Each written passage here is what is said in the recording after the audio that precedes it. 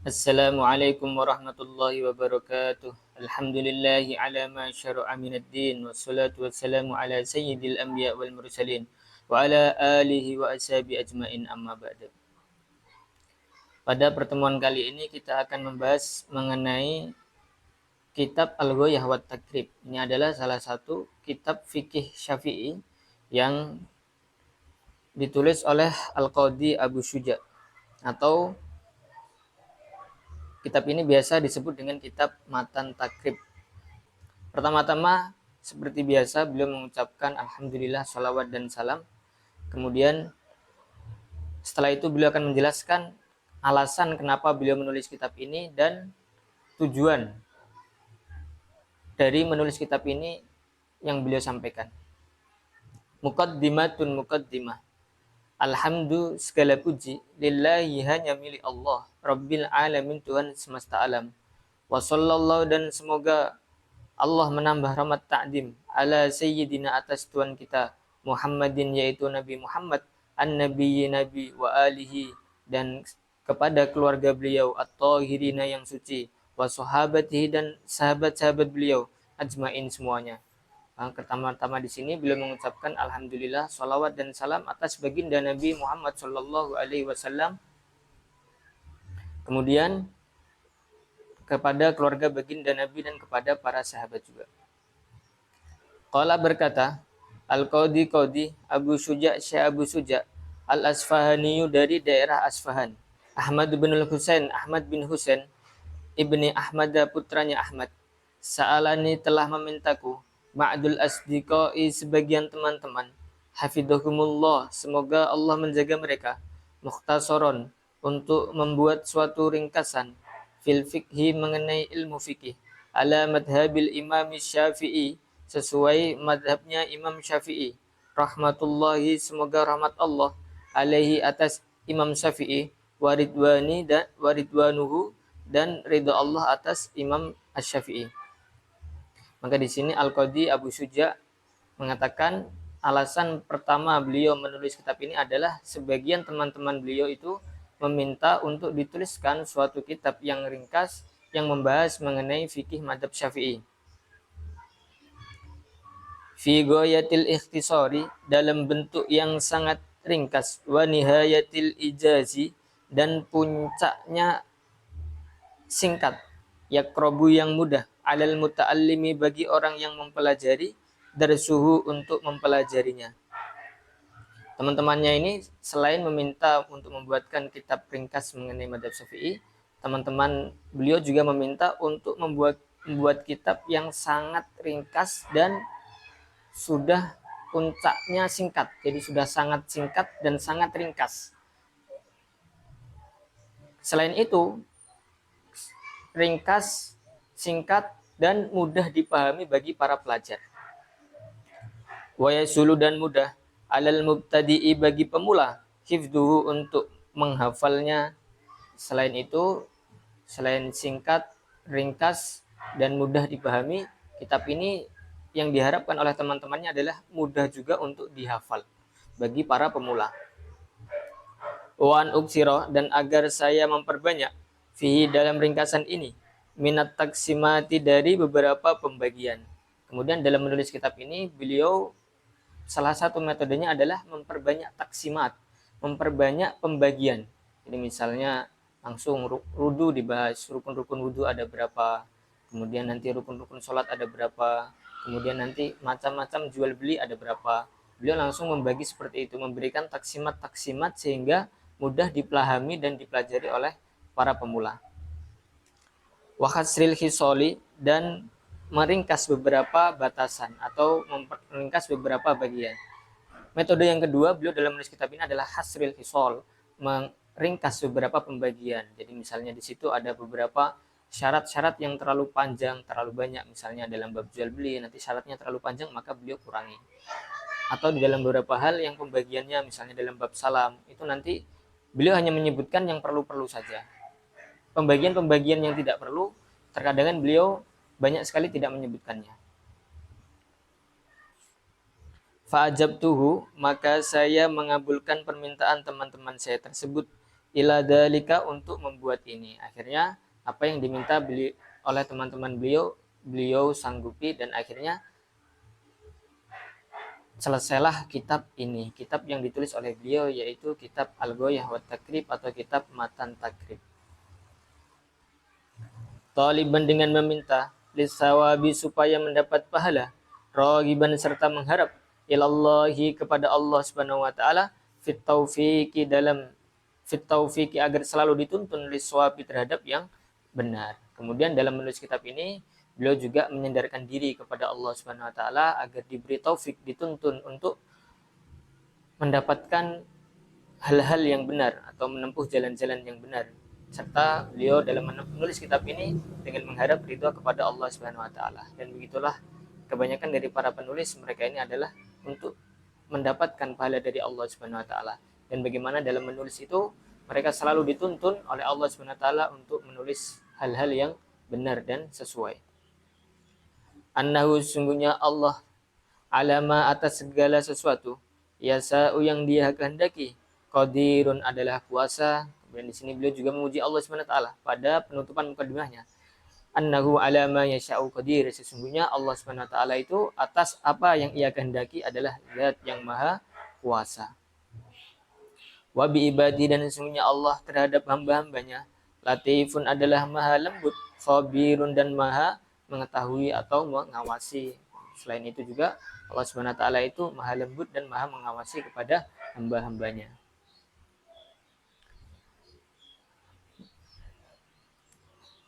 Kitab yang pertama di sini yang akan dibahas oleh musannif adalah Kitabut Thaharah. Kitab menjelaskan mengenai bersuci. Al-miyahu adapun macam-macam air, allati yaitu air, yajuzu yang boleh, biha dengannya at-tadhiru bersuci, sab'u miyahin ada 7 air. Nah, di sini pada permulaan Kitabut Thaharah musannif mengatakan bahwasanya air yang bisa digunakan untuk bersuci ini adalah ada 7 air. Ma'us sama'i yaitu air langit atau air hujan, wa ma'ul bahri dan air laut, wa ma'un nahri dan air sungai, wa ma'ul bi'ri dan air sumur, wa ma'ul aini dan air sumber, wa ma'ul barodi dan air es, wa ma'us salji dan air salju. Maka di sini musannaf membagi air itu ada 7. Yang pertama adalah ada air hujan, ada air laut, ada air sungai, ada air sumur, ada air sumber atau air mata air, kemudian ada air es, ada air salju. Ini adalah 7 macam air yang digunakan untuk bersuci, yang bisa digunakan untuk bersuci. Sebetulnya dari 7 ini kalau mau diringkas itu hanya 2 air saja, yaitu mana zalaminat sama auna ba'aminal ardi, air yang turun dari langit atau air yang bersumber dari bumi. Sumal miyahu, kemudian macam-macam air, ala arbaati aksamin ada atas 4 bagian, tohirun. Kemudian setelah musannaf itu menjelaskan air yang bisa digunakan untuk bersuci itu ada 7, beliau menjelaskan lagi bahwasanya air itu dibagi menjadi 4. Tahirun yaitu air yang suci, ghairu makruhin yang tidak dimakruhkan, wa huwa dan air itu, al-ma'u adalah air, mutlaku yang mutlak. Soalnya di sini menyebutkan jenis air yang pertama.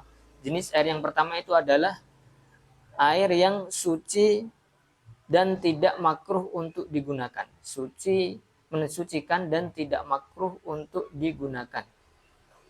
Yaitu apa? Yaitu air mutlak. Air mutlak itu apa? Air yang namanya masih murni air.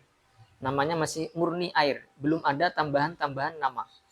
Kalau sudah ada tambahan-tambahan nama, misalnya air teh, itu sudah bukan ma'ul mutlak. Jadi ma'ul mutlak itu adalah air yang namanya masih murni air, belum ada tambahan nama. Kalau sudah ada tambahan nama, nanti namanya bukan air mutlak. Air kelapa itu bukan air mutlak. Air marimas itu bukan air mutlak. Air kopi itu bukan air mutlak. Air mutlak itu apa? Air yang namanya masih air, tidak ada tambahan nama sekalipun. Itu namanya air mutlak.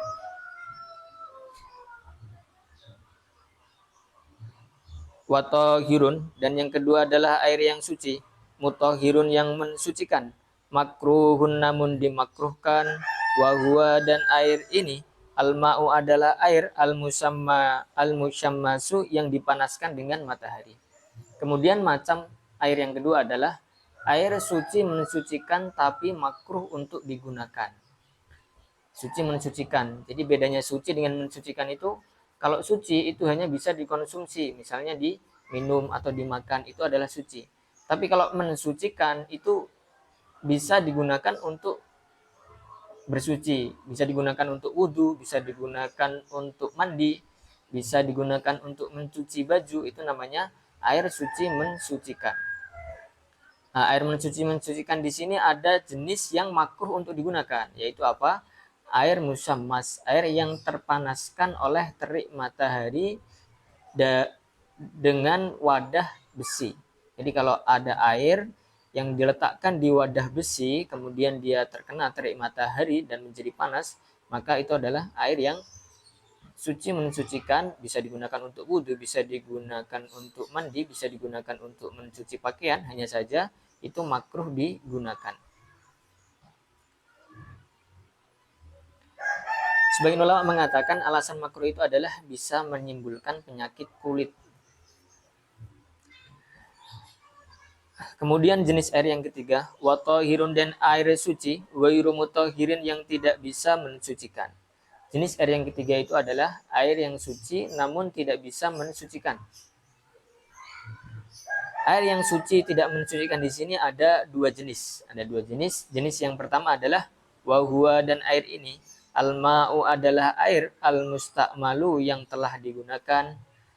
Air yang suci tapi tidak bisa digunakan untuk bersuci atau tidak bisa digunakan untuk mensucikan. Dalam arti hanya bisa dikonsumsi saja, misalnya kalau mau dimakan atau diminum itu masih bisa. Tapi tidak bisa digunakan untuk bersuci, digunakan untuk mandi, wudhu, mencuci pakaian, itu tidak bisa. Yang pertama adalah air mustakmal, air yang bekas digunakan. Jadi misalnya kita membasuh wajah wudhu, maka basuhan pertama dari wudhu kita, air bekasnya itu adalah namanya mustakmal, tidak bisa digunakan untuk lagi. Jadi misalnya ketika kita wudhu, kemudian basuhan pertama kita tadahi atau kita tempatkan, siapkan ember untuk menampung bekas wudhu kita itu, maka air yang habis kita gunakan untuk membasuh basuhan pertama itu nanti tidak bisa digunakan kembali. Kemudian jenis air yang suci tidak mensucikan yang kedua adalah wal mutaghayyiru, dan air yang telah berubah, bima sebab sesuatu, khalatahu yang sesuatu itu mencampuri air, minat thahirati dari benda-benda suci. Air yang suci tidak mensucikan yang kedua adalah air yang telah berubah sebab benda suci yang menyampuri dia. Sebab tercampur benda suci atau dicampuri oleh benda suci yang akhirnya merubah air tersebut. Misalnya air murni, air kemudian ditambah benda suci yang lain, misalnya kopi atau teh atau marimas, itu kan benda suci, sehingga merubah air itu, maka nanti air statusnya adalah menjadi suci tapi tidak mensucikan. Bisa digunakan untuk minum, bisa digunakan untuk bumbu atau kuah masakan, tapi dimakan itu bisa, tapi tidak bisa digunakan untuk bersuci, tidak bisa digunakan untuk wudhu, mandi ataupun mencuci pakaian. Yang keempat, wamaun, dan air najisun yang najis, wahua, dan air najis, alladzi adalah air halat yang masuk fihi di dalam air tersebut najasatun suatu najis. Nah, kemudian macam air yang keempat adalah air yang najis atau air yang mutanajis, air yang terkena najis. Itu apa? Air yang terkena najis. Maka air yang terkena najis di sini dibagi menjadi dua. Ada kalanya yang pertama adalah wahua, dan air ini dunal kullata, ini adalah kurang dari 2 kulah. Ketika air kurang 2 kulah kemudian kecampuran najis atau kemasukan najis, misalnya gelas kita teh atau berisi kopi atau berisi air putih, kemudian ada kotoran cicak yang jatuh ke gelas tersebut, maka nanti itu statusnya adalah airnya menjadi najis, tidak bisa dikonsumsi, tidak suci lagi. Kemudian yang kedua, aukana atau adanya air tersebut kullataini dua kullah. Fatagoyyaro kemudian berubah. Atau airnya itu berjumlah banyak, dua kullah atau kurang lebih 216 liter. Kalau berupa air di dalam wadah, itu hitungannya adalah wadah yang panjang, lebar, dan tingginya itu adalah 60 cm. Nah, air yang sudah melebihi jumlah itu, melebihi 216 liter atau di wadah yang ukurannya lebih besar dari 60 kali 60 kali 60, maka itu nanti namanya adalah air yang banyak. Maka ketika dia itu kemasukan najis, tidak semata-mata menjadi najis. Kapan dia itu menjadi najis? Ketika kemasukan najis dan najis tersebut merubah sifat-sifat air, maka nanti di situ airnya baru berubah menjadi najis. Misalnya kita punya air di bak mandi atau di drum misalnya, itu kan air yang jumlahnya banyak, lebih dari 216 liter. Kemudian kejatuhan bangkai tikus di situ dan berubah airnya, maka nanti itu menjadikan air tersebut menjadi najis. Tapi kalau najis itu tidak sampai merubah sifatnya air, misalnya hanya kejatuhan kotoran cicak begitu saja, dan kotoran cicak itu tentu tidak akan merubah sifat air yang dalam satu drum tersebut, maka nanti air di situ tetap suci mensucikan, tinggal dibuang saja kotorannya. Tapi kalau sampai najisnya itu merubah air yang ada di dalam drum tersebut, maka nanti itu menjadi mutanajis, airnya itu menjadi air yang terkena najis. Wal kullatani adapun ukuran air dua kullah khamsumi'ati ritlin adalah 500 ritel. Ini adalah hitungan di zaman dulu. Baghdadiyin dalam ukuran Baghdad takriban secara perkiraan fil asohi di dalam kaul asoh. Pendapat yang paling benar. Misalnya di sini mengatakan dua kullah itu berapa? Dua kullah adalah khamsumi'ati ritlin Baghdadiyin, 500 ritel Baghdad, atau kalau dalam hitungan sekarang seperti yang saya sebutkan tadi 216 liter. Kemudian di sini juga Musyair mengatakan takriban, kira-kira atau perkiraan. Dalam hitungan fikih itu ada dua nanti, ada takriban, ada tahdidan. Ada takriban itu kira-kira, kalau tahdidan itu harus pas. Memang pas, tidak boleh dipakai kira-kira. Maka di sini Musyair mengatakan dua kullah itu adalah takriban, kira-kira. Kira-kira ini jumlahnya 216 liter. 216 liter. Tidak perlu dihitung sampai menggunakan timbangan atau pengukur literan sampai pas betul 216 liter, tidak perlu. Hanya saja perlu kita kira-kira apakah air yang ada ini itu 216 liter atau tidak. Kalau kurang dari 216 liter maka itu air yang sedikit. Kalau di atas 216 liter atau 216 liter, maka itu air yang banyak.